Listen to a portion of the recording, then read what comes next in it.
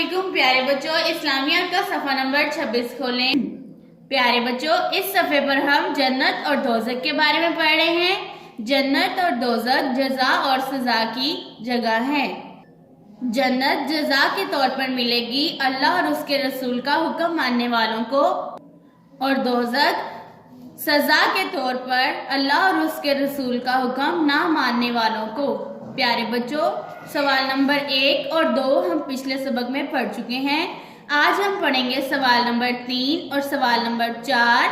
آج کا سبق پڑھنے سے پہلے ہم پچھلے سبق کی دہرائی کر لیتے ہیں۔ سوال نمبر 1، اللہ تعالیٰ کن بچوں سے خوش ہوتا ہے؟ جواب، جو بچے اللہ اور اس کے پیارے نبی صلی اللہ علیہ وآلہ وسلم کی بات مانتے ہیں۔ سوال نمبر 2، اللہ اور رسول صلی اللہ علیہ وآلہ وسلم کی بات ماننے والوں کو کیا ملے گا؟ جواب، انہیں جنت ملے گی۔ پیارے بچوں، اب ہم پڑھتے ہیں اپنا آج کا سبق۔ سوال نمبر 3، جنت کیا ہے؟ جواب، اللہ کی پسندیدہ جگہ ہے جہاں ہر خواہش پوری ہوتی ہے۔ سوال، جنت کیا ہے؟ جواب، اللہ کی پسندیدہ جگہ ہے جہاں ہر خواہش پوری ہوتی ہے۔ سوال نمبر 4، جنت میں جانے کے لیے ہمیں کیا کرنا چاہیے؟ جواب، نماز پڑھنی چاہیے، درود شریف پڑھنا چاہیے، قرآن شریف پڑھنا چاہیے، ہمیشہ سچ بولنا چاہیے۔ سوال، جنت میں جانے کے لیے ہمیں کیا کرنا چاہیے؟ جواب، نماز پڑھنی چاہیے، درود شریف پڑھنا چاہیے، قرآن شریف پڑھنا چاہیے، ہمیشہ سچ بولنا چاہیے۔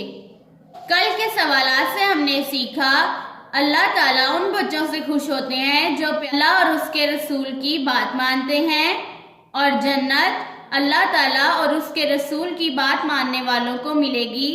اور آج کے سوالات سے ہم نے سیکھا، جنت اللہ کی پسندیدہ جگہ ہے جہاں ہر خواہش پوری ہوتی ہے۔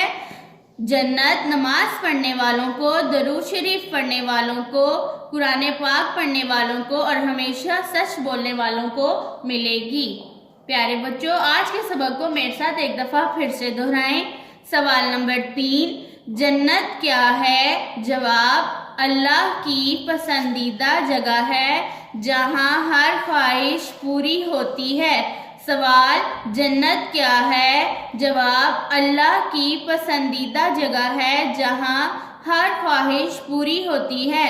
سوال نمبر 4، جنت میں جانے کے لیے ہمیں کیا کرنا چاہیے؟ جواب، نماز پڑھنی چاہیے، درود شریف پڑھنا چاہیے، قرآن شریف پڑھنا چاہیے، ہمیشہ سچ بولنا چاہیے۔ جنت میں جانے کے لیے ہمیں کیا کرنا چاہیے؟ نماز پڑھنی چاہیے، درود شریف پڑھنا چاہیے، قرآن شریف پڑھنا چاہیے، ہمیشہ سچ بولنا چاہیے۔ پیارے بچوں، آج کے سبق کو بار بار دہرائیں تاکہ آپ کو اچھے سے یاد ہو جائے۔ اللہ حافظ۔